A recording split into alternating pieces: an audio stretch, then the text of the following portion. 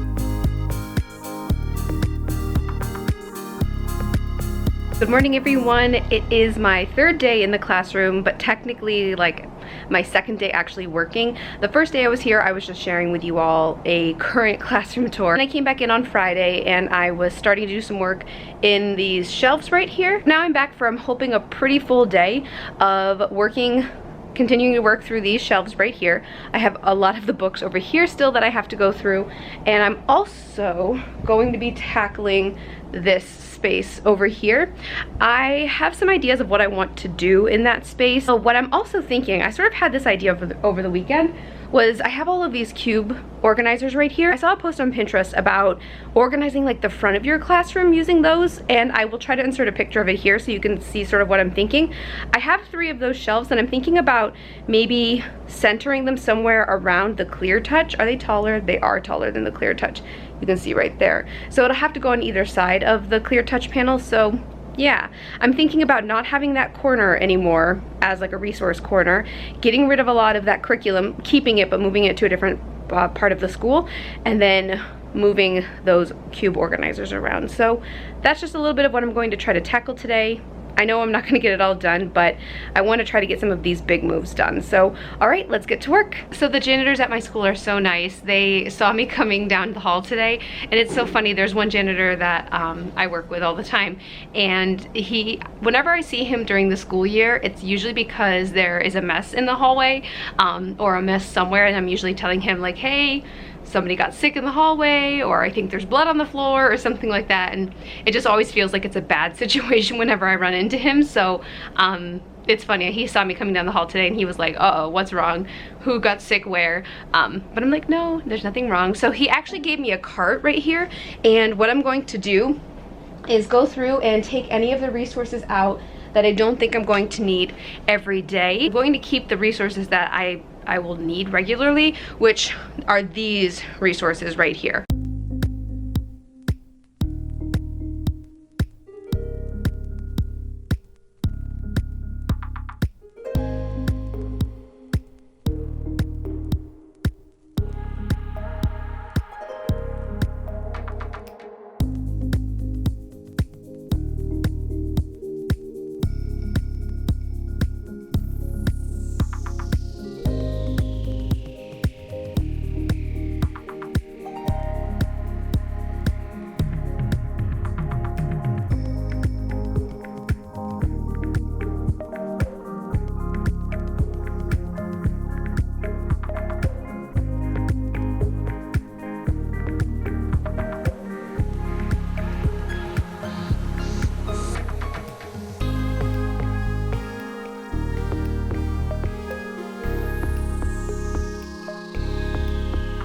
All right, it was time for the hair to go up. I am so sweaty right now. It doesn't seem like a big deal, but I was able to empty out all of these containers, all of these little cubes, and I emptied out a few of those right there. It doesn't really seem like a big deal, but it does to me a little bit, you know, like it just feels a little more empty there now. So again, I have all of this to organize. I think what I might do now is take and move some of these things out and actually move one of those cubes over on the other side of the clear touch, just because I feel like it's going to open up that space and I'll be able to get a better idea of how it's going to look, sort of covering the front of the classroom. So, all right, I'm going to start doing that.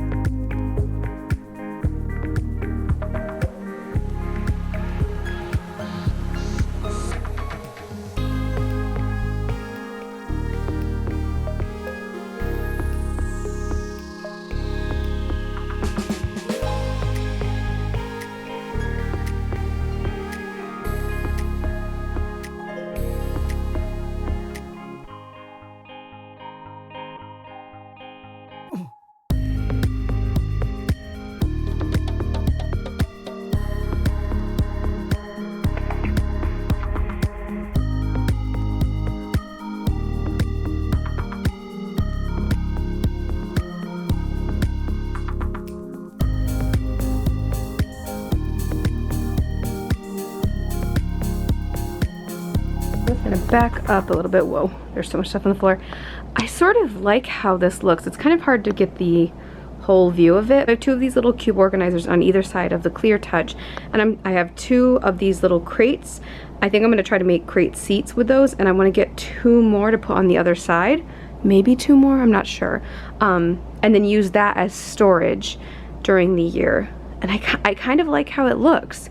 Just sort of cleans up the space a bit, and I'm sort of thinking about maybe lining the whole front wall with resources, so then taking these two big metal shelves and putting them on either side as well. Pretty sure that's what I'm gonna do. I do still have all of this stuff to go through, but I think moving that around will sort of open up options for all of this stuff. I'm sort of just randomly talking right now.